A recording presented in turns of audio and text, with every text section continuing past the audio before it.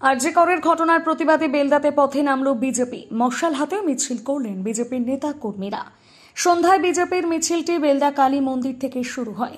মশাল মিছিলের মাধ্যমে তরুণী চিকিৎসক ধর্ষণ ও খুনের ঘটনায় পুলিশ কমিশনার বিনীত গোয়েল ও মুখ্যমন্ত্রীর পদত্যাগের দাবিতে সরব হন বিজেপি নেতা কর্মীরা।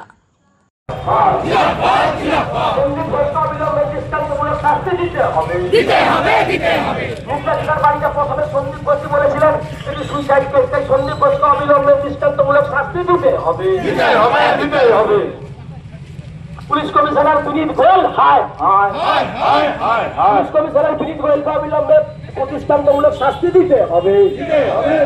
আরে চটি চাকা বিনীত গোয়েল চটি চাকা অধ্যক্ষ সন্দীপ